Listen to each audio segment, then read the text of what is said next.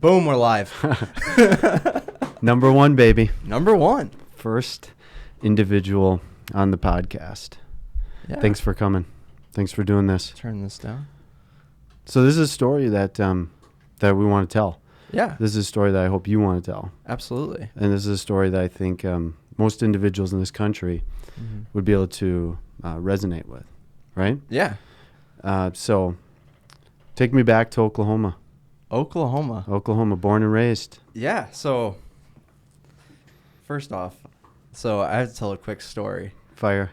First time I ever did a public speaking event, I did it out of a complete wrong reason. I went to a college to speak to all these freshmen. I was 21, and I was like, God, there's going to be some hot girls there. And I started speaking, and I just bombed. Ooh, no good. Every other word was a cuss word. Yeah. The professor, her eyes were like big and wide, like freaked out. It was probably like the funniest story that I can actually look back on. Yeah. Because it was just such an uncomfortable telling my story. I was like, oh, I'm gonna look so hard. I'm gonna be this. Yeah. So a little preface that with my first speaking engagement, if you will. Okay. So that was your first time ever First time ever. I was 6 months sober. Yeah. My buddy was running it, and he's like, do you want to go speak? I'm like, yeah, there's gonna be some college girls there. Okay. I'll do it. And then I got there and I panicked. Gotcha. That's hilarious. So take me back. Take me back to growing up in Oklahoma, what that was like for you. Mom, dad, family, make up the works. Yeah. So I grew up in Oklahoma, obviously. I have an older brother, and my two parents. Like, I was born into like really a very good dynamic in a sense. Like, would you say privileged? Privileged, 100%. And so like being an addict was never something that was really expected of me. It was like, that's just not going to happen to our kids. And my brother and I both are addicts now, or we're both in recovery, luckily, but. It was not brother older or younger. My brother is older. He's 8 years older. So gotcha. We almost like grew up in two different houses because there's such a huge age gap. Yeah. So very privileged family. Went to private school. We went everything that we wanted. We had like the concept of money wasn't a thing. As time went on, things like for me like really I was an addict as a 3-year-old. Really? Food. Like, my dad's favorite story is, we got all this ice cream. We got a gallon of ice cream. My dad got us 2 pints. My brother got a pint. I got a pint. My brother comes home. I'm 3 years old. I'm eating a pint of ice cream, about to finish it. My brother's like, I'm going to go get my pint of ice cream. And I was like, I ate that. And he goes, oh. He's like, I'm going to go get the gallon of ice cream. And I was like, I ate that too. You took it down. Took it down. So like everything I did, even like looking back, was very addictive behavior for me at least. Everything I did it to the extreme.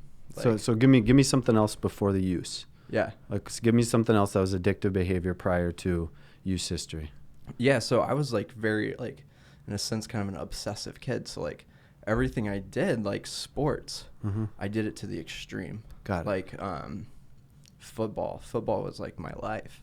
Everything I did with football, honestly, like I took football very seriously like, in like third grade.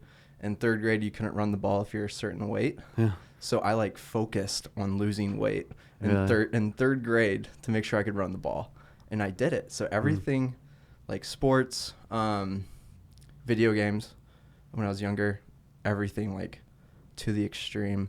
Full blast, no stopping me. Yeah. But still, I didn't think I never thought I'd become an addict. So the first time that for me at least, it all started with drinking. Yeah. I started drinking when I was 10. 10 years old. Was it looking? Did it have anything to do with your brother and his environment, what he was doing? Yeah. So my brother, he was just full blown addict, everything. Like I could tell by the time he was like 16, 17. So he was a little more like the wild child. Our parents were very strict, but at the same time they gave us a lot of freedom. So looking back at the Logan 8, 9, 10-year-old. Yeah.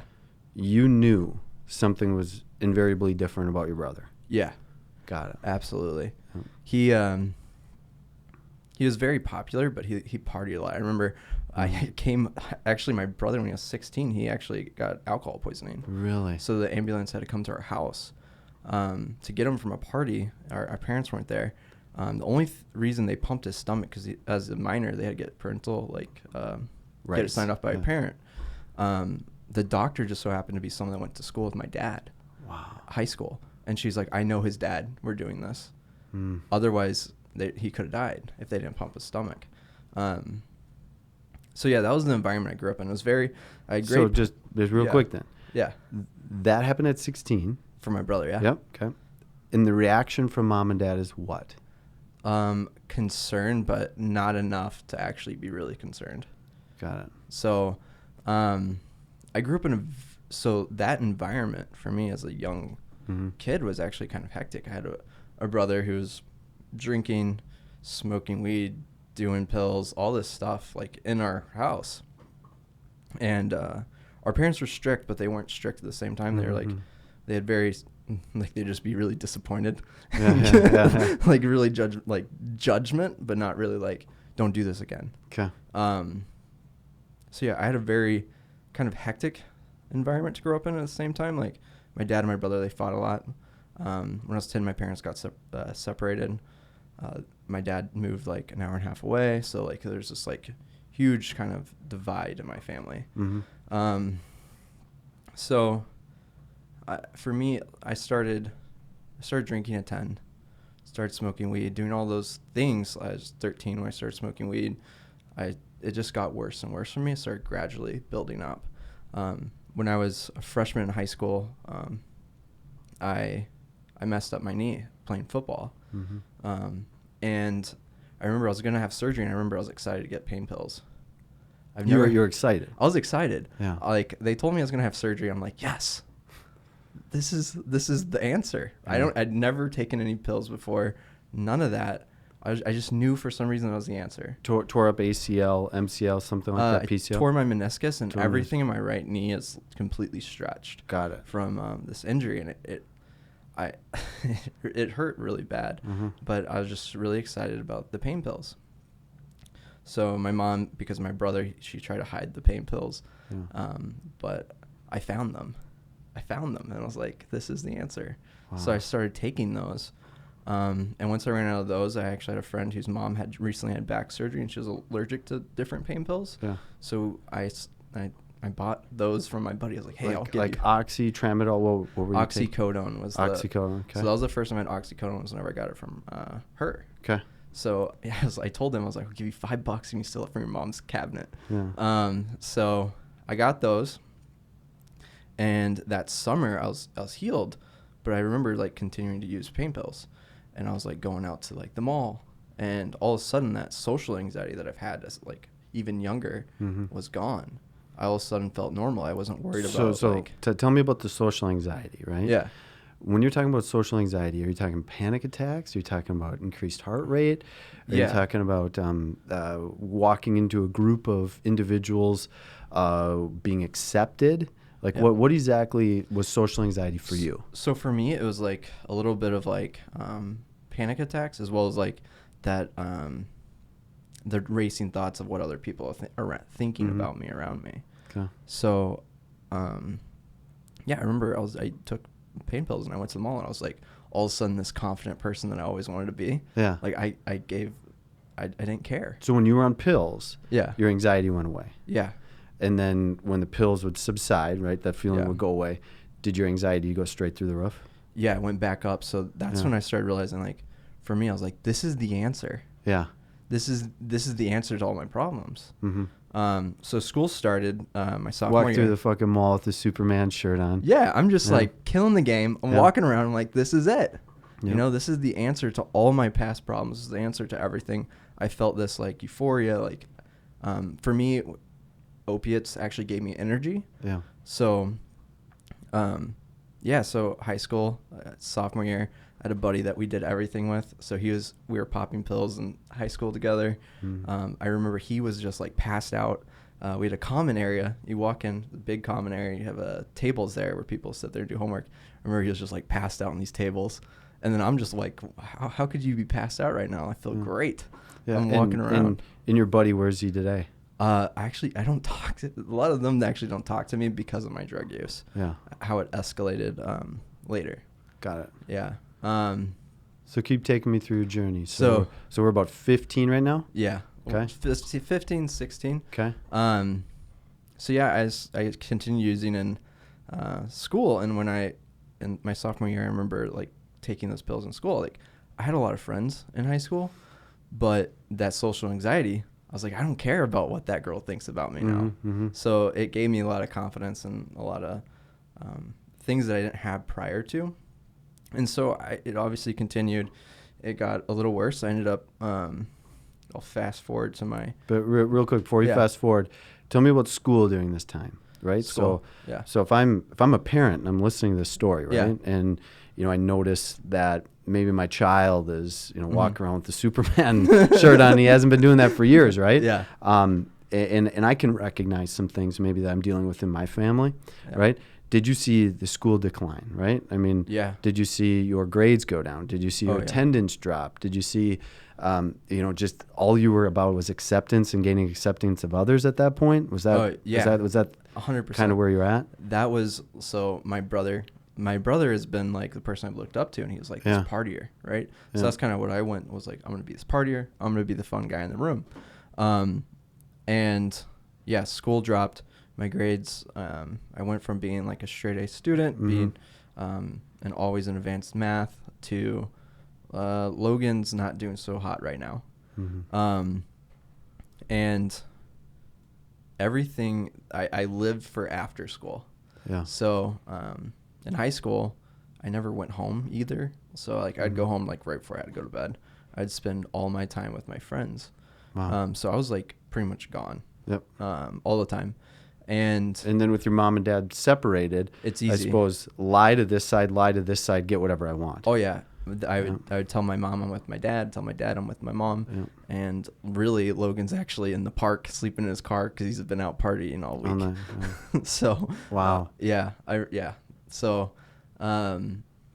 but yeah, it's hard to see. For me, it's like easy to see it. But the thing that my parents didn't do was not that they didn't do it, but the thing that would have made it easier for me to talk to them at that point is to actually have an open dialogue. Yeah. So I didn't feel like I could have that open dialogue. Hey, I'm doing this. Did your mom and dad talk feelings? No. So feelings didn't exist. No. Really? My dad comes from a very men don't talk about feelings. Yeah. And later when I went to rehab, he's like, my son doesn't need rehab. He doesn't need therapy. Was it just heightened anger for your dad? Oh yeah. Like, so just go, escalate to what the fuck, Logan? Yeah. It was literally like, anger was the only emotion I knew how to show. Yeah. So as I'm going through my actual recovery, learning actual emotions like sadness, hurt, those emotions, and talk your way through them. Yes. And actually have to learn like, hey, what is this?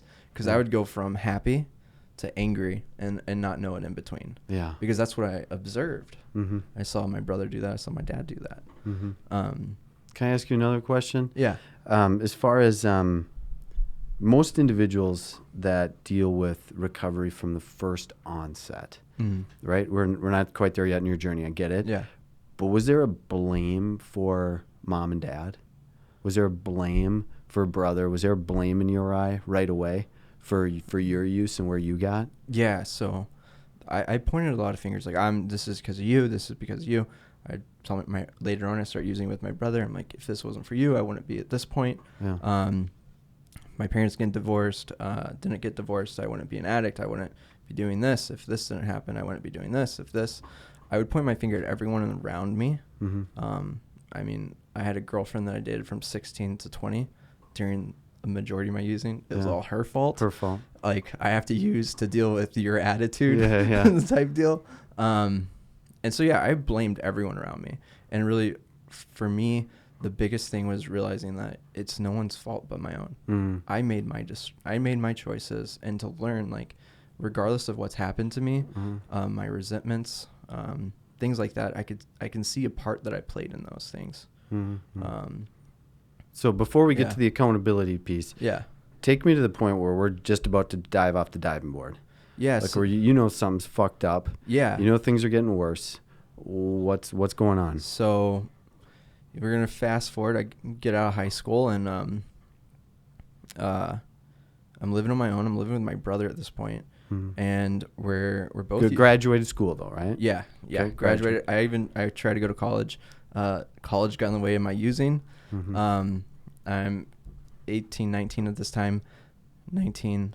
I did actually move out of my parents' house as soon as I turned 18 in September. So I graduated high school living on my own. Got it. So so the pills escalated to heroin. And I went to go meet up with a guy, and the guy's like, hey, I don't have any pills, but I have this. I had no idea what it was. I didn't know anything. He's like, it's cheaper. You're not going to be going through withdrawal. I was like, awesome. And that was the reaction. Awesome. Yeah, it was awesome. Yeah. I was using I needed 150 milligrams of oxycodone to feel normal. Not to get high, not to anything. It was literally just to feel normal. Like my using escalated from being high to, at this point, I'm just maintaining a level of normalcy. I don't want to feel like I'm going through withdrawal. I don't want to feel like the withdrawals of opiates are horrible. They don't feel good. So I was literally using it at this point just to not feel that. So if you take a step back and you think about this, you're the classic American story right now of opiates, of how it came from an injury, transition to pills, pills to heroin. But what I love that you acknowledged from early on is that this was probably heading in this direction no matter what. And I think some people just want to blame. And blame like pharma, blame big pharma, blame the pill companies, blame anybody but maybe the accountability within themselves. So sorry to interrupt, but important. For me, it was important too, because if I blame other people, then I have no control over it. So once I take accountability, then all of a sudden I have this control over what I do and how I act, how I present myself. So at this point, I started using heroin, and my brother, I was kind of keeping it from him. And I found out my brother's actually using heroin. He was using it too? Yeah, so... 8 years apart. 8 years apart. Using heroin at the same time. At the exact same time. And unbeknownst to you and unbeknownst to him. Yeah, and that's how all our drug use happened. He didn't know I was using pills, then he found out I was using pills, then we ended up using pills together. My brother's actually a disabled vet, so he got a prescription of pills. Easily, actually, and he took advantage of it. He was getting large amounts of oxycodone, and together we were selling those to support our other habits. And yeah, so we're living together. Heroin comes into the mix. Fast forward, we both get kicked out of our apartment. My family looks at me, and I'm going to them like literally like crawling at this point. I'm like, hey, I don't have money. I don't have a job. I'm an active addict. But that word's never said in my family about either my brother or us. They never would talk about it ever. They just knew something was wrong. It's like, I know something's wrong. I'm not going to say anything to you about it. And you know something's wrong. We're not going to talk about it. Everything's fine. But you knew. Oh, I knew. Yeah. I knew at this point, like, but prior to this, I was pretty much saying, like, I can stop. But then I tried to stop. I woke up at 9 o'clock. I was like, I'm not going to use today, just to kind of prove a point to my girlfriend at the time. I'm not an addict. By 12 o'clock, I was getting high again. Really? And I'd like kind of do it again. Like, were you getting high at this point for physical dependence and withdrawal, or were you getting high because you actually enjoyed the feeling? It was physical dependence and withdrawal. When I switched to heroin, I started getting high a little bit again, and then it went quickly back to just basically maintenance at this point. So I got kicked out of my apartment. I went to my parents. They looked at me like, we're not going to help you. There, I had a key to their house. So your mom and dad could pay for treatment. Yeah. Your mom and dad could afford that, no doubt about it. And they said, not on my watch. Yeah, and at this point, I wasn't really asking for treatment. I was asking literally like, can you get me a place to live? Can I live with you? Can I do X, Y, Z? Can you help me? And they said, I'm not going to help you. What we're going to do is we're going to give you the opportunity to wash my car. And if you wash my car, I'll give you a sandwich and water. Really? Bottled water. Was that your dad or your mom? It was my mom. Mom. Yeah. So basically, things from here escalate further. Wasn't really living anywhere. I was going couch to couch. I was like kind of couch surfing. And at the point where I decided that I'm actually going to reach out for help, it was a day my buddy came home from treatment. That day I remember I was like in a bathroom of a gas station. And I was like, kind of like washing myself up. I looked in the mirror and I'm like, what am I doing? And I remember crying. Probably could see the bags under your eyes, tears coming down your face. Yeah. So I remember, what the fuck? I was like, how did it come to this? So, yeah, I met this buddy. I haven't seen him in years. And he was at a coffee shop. I was like, what am I going to do with this guy? He's sober. I was late getting there because I was copying from this old lady that was selling dope. Got it from her, got high, went there late. And I was like, what's up? And he was like, would you ever think about getting help? And he just started talking to me about it. And I was like, what? At this point, I had grand ideas of going to like Africa. Yeah. Like, I'm going to denounce my citizenship. I'm going to go to South Africa. Yeah. This is a good idea. I'll be sober there. So I was literally looking for something, and it was just like that, having that conversation with him that kind of like opened my eyes that it's possible. The next day, my parents randomly asked me to go to a family therapy session, and I went there, and I finally asked for help. Did you open up? Yeah. You did? Yeah. So what was the reaction from mom and dad? It was sadness and not knowing what they're dealing with. Yeah, not knowing what they're dealing with, not knowing the next steps, not knowing anything about rehabs or what the process is. The blinders that mom and dad put on, I think sometimes for acknowledging their son or daughter's problems as a failure in their own parenting, is, I think, a scary proposition for a lot of parents. To go there, right? Absolutely. And once you actually go to the point that it's not my fault, and that my child is making their own decisions, choices, the brain disease that is addiction, the chronic disease that it is, I think it usually it melds into opportunity instead of disconnect between families. Yeah, so I think my mom didn't want to recognize it, like you're saying, because I think she took it as it was her fault. She failed. But it wasn't her. It wasn't anything. It was just me. It was my choices. I had the power to make my own choices at this time. It wasn't her fault. It wasn't anyone's fault. It's just how things were happening. It's just a part of my life. So you're at the therapy session. Yeah. So we're there. I finally asked for help. My mom lets me stay at her house that night. She's like, okay, you can come stay at her house. Is that all you were after when you went there? No, actually, I genuinely really wanted help. But I ended up using at her house. She came there. I slept super late in the day. And my mom was actually really worried about me. She was like panicking. And prior to this, I kind of skipped over, but I went to an outpatient program briefly. And then I only lasted like a month there. But my mom was panicking. She didn't know what to do. And all of a sudden, the real time comes. Like, Logan, we're taking you to detox. And I freak out. Like, you're not taking me to detox. I unleash the wrath of everything inside me. So eventually my dad comes in from where he lives and drove an hour. And he lives an hour and a half away. he gets there. I'm like, what are you doing here at my mom's house? And they convinced me that it now is the time.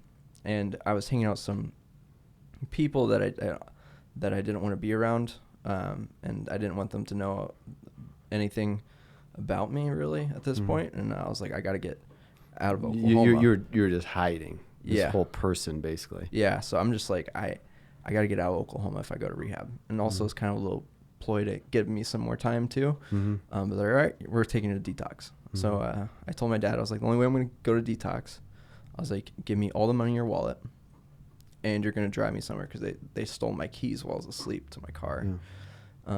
So I took my dad to meet my drug dealer. I was like, you park here, I'm going to walk over there. And I got high in front of my dad, and it was the only time I've ever seen my dad cry. And we went to detox after that. Went through the whole intake process. This was actually Mother's Day, by the way. Really? This whole day is Mother's Day. So I'm in going through the whole detox process, and it's my first day in detox. I wake up, I'm at the cafeteria table, sitting there eating my food. I look out, and I'm like, that house, like this area looks kind of familiar, right? And I'm like looking around. I look there down the road. There's a gas station. Look down this road. I'm like, and I look there. I'm like, oh my God, it's my drug dealer's house. No way. Swear. Right in the back, fucking hard. Right out this window. Wow. I'm like, God. And I kept thinking like, oh, I'm not like committed here. I can get out and leave. But something kept me staying. I don't know what it was. I think it was like really a fear of like more like disappointment to those around me. At this point, I really wasn't really doing recovery for me, but also at the same time I was. My girlfriend at the time left me. She had to go off to California to get away from me. She's like, I got to get completely away from you. I'm going all the way to California. So I had all these different factors that were kind of in my head keeping me in this detox. But then eventually I worked with a therapist there. My mom found this rehab. You know, when you're talking about this detox and all these demons that you're fighting in your head at the same time, you can't help but to think about all the individuals that are in and out of residential treatment programs that are going through detox just like you did. And to think, making it to treatment is like half the battle. Oh, yeah. Like getting through those moments, like we were just talking about, like, having your dad cry in front of you, Mother's Day, right? Girlfriend leaving to California, all that shit you're thinking about. It's probably for the first time without drugs in a long time. Yeah. Because what was the length of time that you'd usually go before besides use? Without use? Hours. And it was a lot happening, like all at once.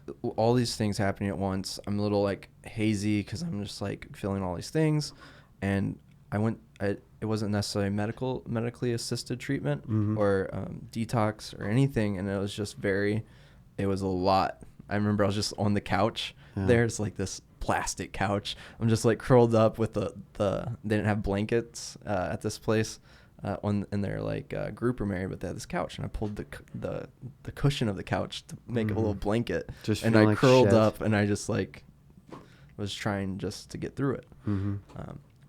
I eventually get out of there, and I met some really amazing people there, like both people that are going through detox as well as like the staff there. I was like, God, these are really amazing people. They had like a tech there, and I was like, God, I would like to do that someday.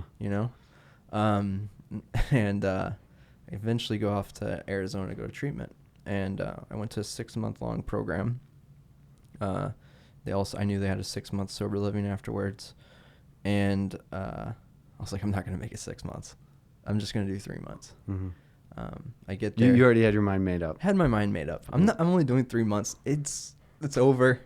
I'm going to be good after 3 months, but I'm going to get out of Oklahoma. It's going to be fine. So I get there, and all the staff were in recovery. All the staff were alumni, And so they would really talk to me about like their experience there. Mm-hmm. And then I had a therapist that was also in recovery. Mm-hmm. And so it was like kind of all these perfect things for me, because this place created a family that I didn't necessarily have at home. It was very like, it was amazing because they cared about you, and someone explained it this way that one of my friends, he's like, it's like, say you're sitting with your friend and your buddy's got a little boogie on his nose. Yeah, they're going to tell you it's there. They're going to tell you it's there. Yeah. He goes, a bad person's going to not tell you it's there. So they would call me out, and they would, in like a caring way, like, hey, I noticed you're doing this. Like, I'm kind of concerned. And so going through that program, going to my sober living, and then even after my sober living, I had friends, a community of people that would literally call me out when I'm BSing. Mm-hmm. I still have a buddy now. If he calls me and I say something, he's like, come on. It's bullshit. It's bullshit. How are you really doing? Yeah. And so we have this great community. And I mean, I was there with 13 guys. And there's 8 of us, 9 of us still sober. Like, some have relapsed and then come back into recovery. And it's been we have like a very tight-knit group. And it's that was really what I needed, was that community. Yep. That community. This treatment was a very 12-step focused treatment, and the biggest thing for me with the 12 steps was really that community, and then also kind of having something or someone that would hold me accountable, because I didn't have that in the past. Mm-hmm. And I think that's kind of the cool thing about recovery is people recover in so many different ways. For sure. And it's like finding out what works for you. Mm-hmm. And I really lucked out. Like, what I needed was there. Mm-hmm. Like, I reached out for help, and it was there. And yeah, so I ended up working there too. And that was a really cool thing for me, because I would, when I was a client there, it was really the staff, the techs that really helped me.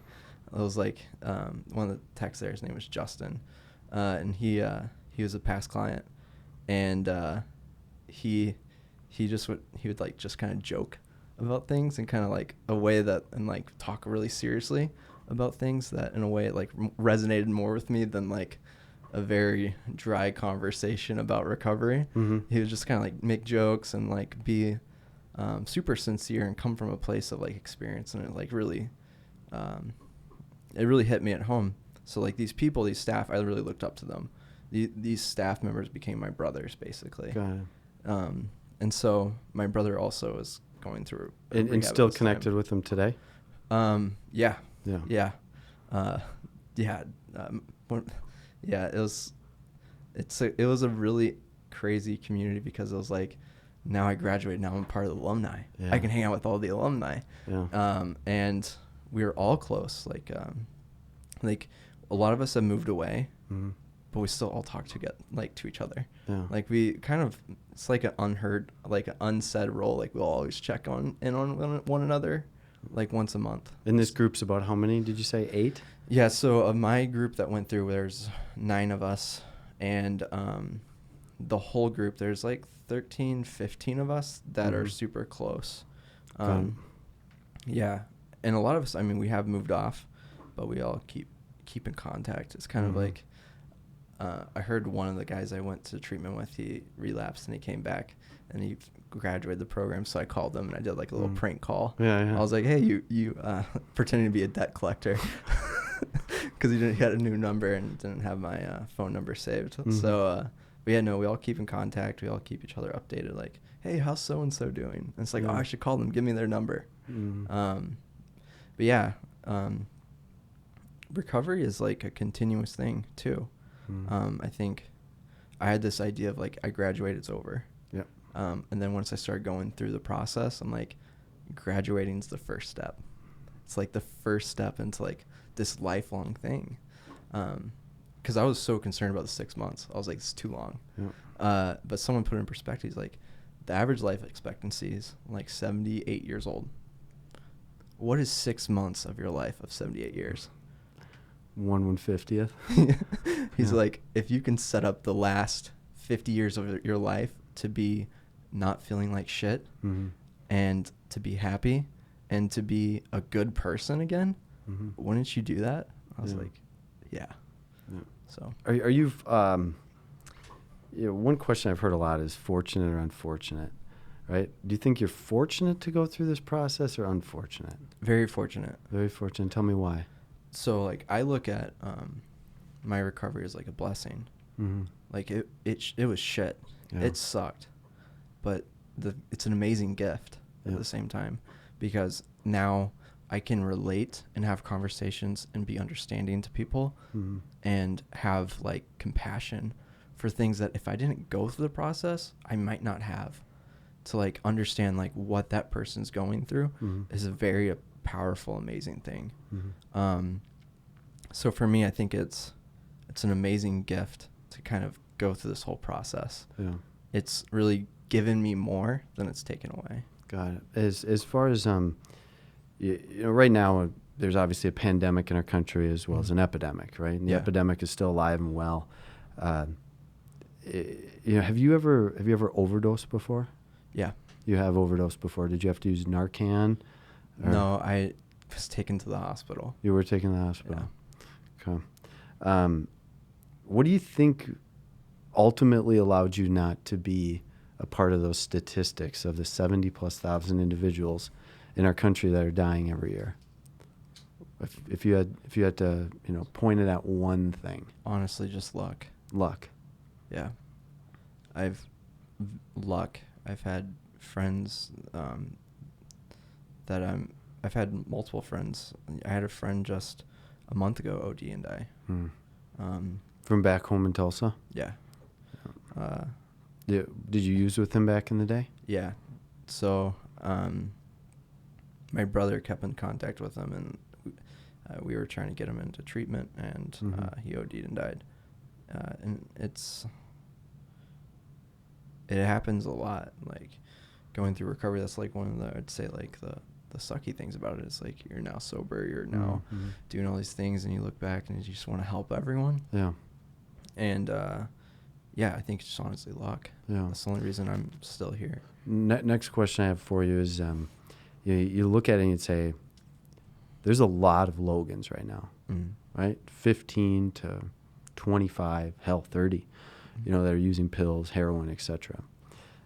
What advice would you have for mom and dads, friends, relatives, loved ones, brothers, sisters, where they have a Logan in their family that's using, that needs help, and it's a hard concept. Yeah.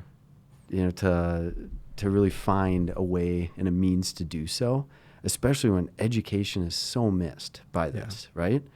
What advice would you give to those family, friends, relatives, or otherwise for someone that's struggling, that was in your shoes, that's in your shoes currently, that you've been in? What would you tell them? I think the number one thing is, keep an open line of communication. Yep. So I'll use an example. My brother, as I'm 2 years sober at this point in my life, and my brother's using, and I'm trying so hard. I want to be like, just come down as the second coming and save him and just make everything better. I can't. So the only thing I could do, honestly, at this point is keep an open line of communication. Tell him like, hey, I love you, but right now I can't have too much interaction. Like for me, this is what I had to do. I'd be like, I can't have too much interaction with you. I can't be too involved, but just know I am here if you need help. And just to leave that line of communication. I'm like, I'm here if you need help. And come from a very compassionate standpoint, not a judgmental one. Because like if you come from a compassionate standpoint as opposed to judgment, you have the opportunity to actually help. Well, wouldn't one argue that there might be a lot of demise through that process? Yeah. Right? Like, I mean, if you're basically saying, like, I'm here for you, and let me know when you need it. Yeah. Somebody might just continue and continue and continue down that path. Yeah. I mean, for me, it didn't matter what anyone said to me when I was using. If I wasn't ready, I wasn't ready. Yeah. And it took going through my trials and tribulations and all this shit to come to like, I need help someone, and I have to beg for help at this point. It's hard because I think communication is like such a big piece of like keeping that line of communication open, because I didn't have that. And that was the one thing that like I look back, I'm like, oh, I wish I had that, but ended up being the best thing for me. So another question I have for you is, you had brought up, anxiety, right? Yeah. And anxiety, social anxiety, and or panic attacks, etc. Do you still have those today? Oh yeah. Okay. So all these things that I had before using, it was, so going through recovery, being sober now, I'm feeling all this stuff again, right? My first year, 6 months, 3 months, feeling all these things I haven't felt in a really long time.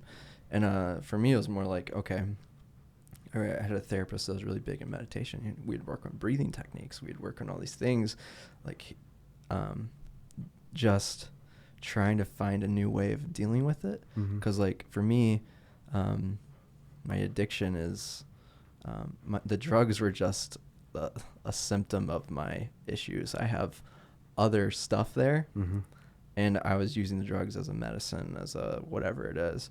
So I think for me, the big thing was learning like breathing techniques, meditation, and really just like telling myself, like, I can learn new ways, being open to new ways. What's the best self-help, book, guide, anything that you've read?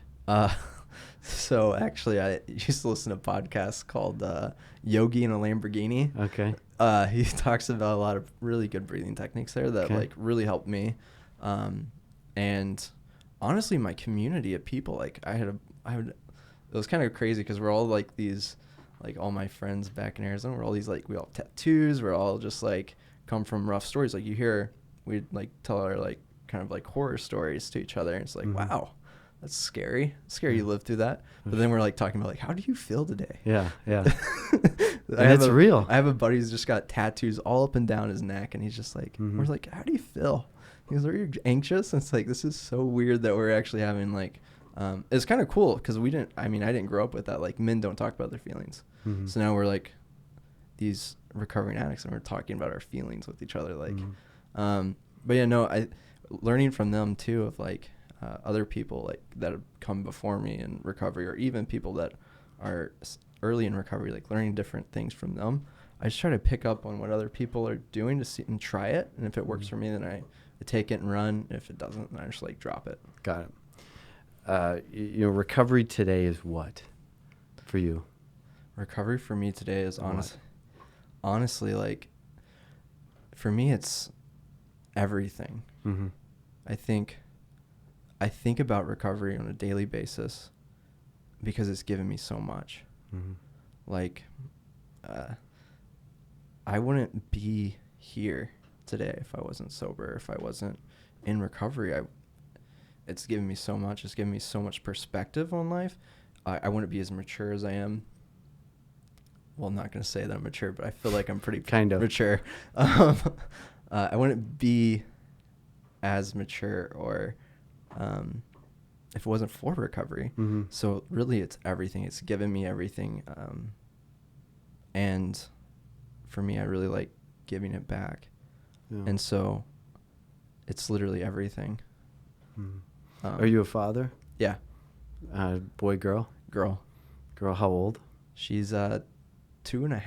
2.5. Yeah. Okay. So, I guess you could say popular thought is that, addiction does run in the genes, right? Yeah. What would you do different? What would you do different than your mom and dad? Yeah. So that's really when I say like communication is, I've thought about that because her mom is also in recovery too. So we both, this is a very real thing for us. Very real. We both are in recovery and we think about these things. So like communication, like really communication, having that open line, having open dialogue, not having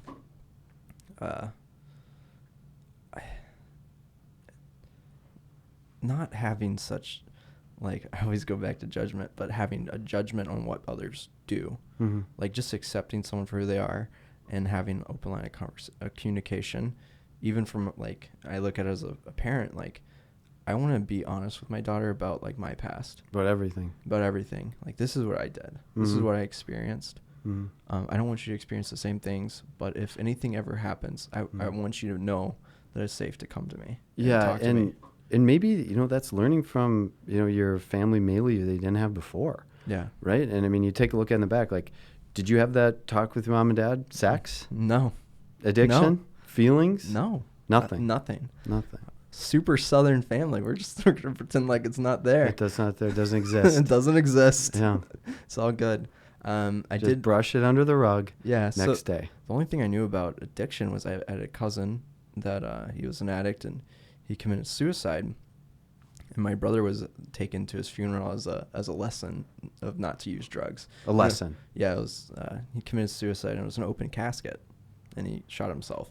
So, it was that was a lesson. Wow. So it was very traumatizing. Shame based. Yeah. Very shame based. Yeah. So I think approaching it from more of a positive, like not a positive, but more of a realistic. Like, this is what's happened to me. This is why I don't do X, Y, Z. This is what I've experienced. And just having honest, caring conversation. You know, there's, again, a lot of different schools of thought about, you know, use today versus use in the past, etc. Is alcohol something that you think you could ever, you know, have enter your system? No. And for me, alcohol wasn't a huge part of my use. The reason I don't drink is, for me, I always, so cocaine was a big one for me. Whenever I drink, I'd use Coke. Whenever next day I'm feeling like shit from Coke, so I'm just going to use some pain pills or Xanax, whatever it is, and it's all going to lead back for me, in my mind, to heroin. And that's for me. So I just don't want to put myself in a situation where it could go back to where it was. Because where it was is not where I want to go back to. And do you ever live in that what if moment? Yeah. You do? Yeah. I live in the Does it keeping you up at night sometimes? No, not really. No. I just think of it like a way to like just think like this is still a real thing for me. This is everything for me right now. My life is great. Yeah. Everything I experienced could happen again. Yeah. I have to keep that on my mind so that I don't do things for me that could put me in a situation where I feel like I could be putting myself at risk, you know. And remember, like, I continue to have to grow. I feel like if I'm not growing one way or another, then I am taking steps backwards. Yeah. So like continuing to grow, spiritually, personally, professionally, all these things, then I'm taking a step back. So growing is huge for me. So like making sure that like I'm continuing to move forward. If I'm not moving forward, then I'm taking steps back. Got it. So you know, as far as motivation and goals are concerned, right? How old are you now? 25. 25 right now. Okay, heading into, let's call it 30. Yeah. Right. What major goals, or what are you motivated by now? What am I motivated by now? Honestly, like my biggest motivation is really my past. Like this is what I lived through. I need to do better to show other people that they can live through this too and do better. So my biggest motivation is really my past and showing people that like no matter where you are today, you can do better. You can have a life where you're happy, you're growing professionally, personally, spiritually, all these things, and things get better. So like for me, my biggest motivation is really, I guess you could say other people, but other people that are struggling. Yeah. So let's say, for instance, you got 100 individuals, right? Yeah. They're right in front of you right now. Yeah. Okay? 100 people are standing there. And you have the opportunity to send a message or to talk, you know, briefly. What do you want them to hear? That for people that are struggling with addiction, the one thing I want them to know is they're not alone. They're not alone. Because that was the one thing that I always felt is I'm alone. When you're using, your friends are your drug dealers, and they're not really your friends. Yeah, yeah. Like, if you think they're your friends, I'm sorry. Yeah, mistaken. You're a huge mistake. So I think the biggest thing is, like, you're not alone. Other people are going through the same thing, and other people have gotten out of this. Like, there's this old story about something about digging out of a hole. I can't remember it, but I just think about, like, you can bring someone out. I've gotten out of this hole. Somebody else. Here's the route I took, or here's a route. I think the biggest thing that is a mistake that a lot of treatment centers make, that I'm really glad we don't make, is like, hey, this is the only way you can get sober. I think like here, I feel I love that we give options. Like, here's 12 steps, here's MAT, here's therapy, here's all these different routes that you can take. Which one works for you? Because people get into recovery in so many different ways. Yeah, definitely. So I think that's one of the most amazing things is, like, here's your routes to get out of this hole. Which one's going to work for you? Maybe you're not tall. Maybe you can't reach that that handhold, you know? So, one other thing that I know a lot of individuals probably have a difficult time with is, how would I be able to live this life and still have quote unquote fun, right? Like, I mean, fun has been getting high, fun has been use, fun has been this, fun has been this.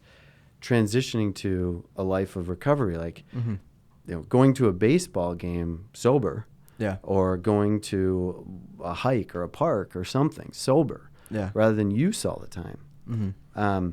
When did it click for you that could be fun? So I was really lucky. It was my first week. So I went to an outdoor therapy rehab. So we went to do outdoor things. So we went to Moab, Utah my first week, and we went paddleboarding on the Colorado. It was so cold. I'm still in withdrawal. Like, in the moment, I was a little miserable, but looking back, I'm like, how could I be miserable on the Colorado paddleboarding, you know? But one of the owner used to say, I have to make treatment more fun than crack.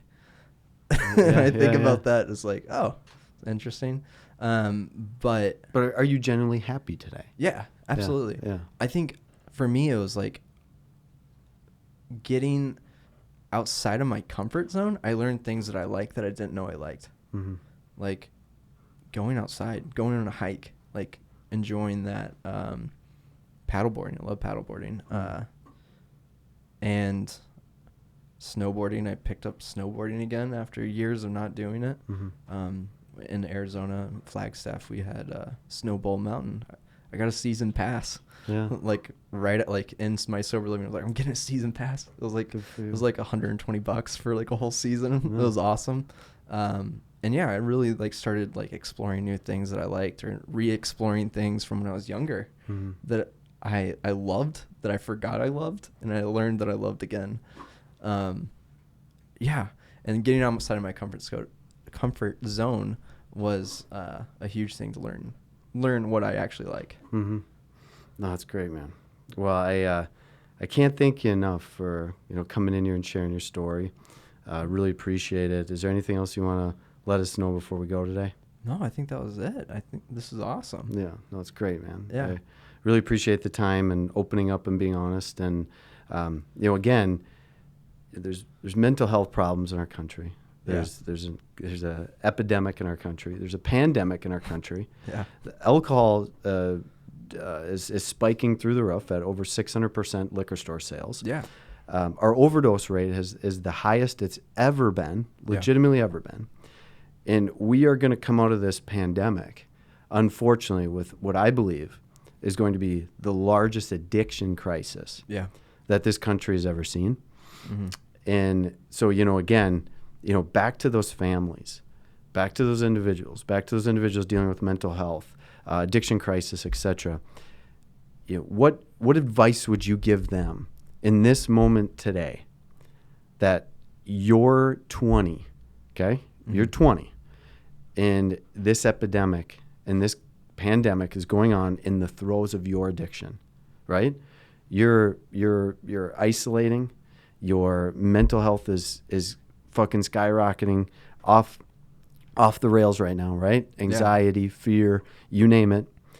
Plus, you're just trying to find your next hit. Yeah. Your next call to dope, right? What would you recommend? What would you suggest for individuals? Reach out for help. There's help out there. Mm-hmm. And there's amazing places all over this country that are there to help. And I think really looking for them and having a resource, trying to find them. I think that's right now is like the biggest thing, like nationally, is trying to find resources. Mm-hmm. But they are out there. It's just you gotta look for them. Like there's help out there. Yep. Cool. Well, thanks, man. I appreciate it. Podcast number 1, baby. Podcast All number right. 1. Thank you.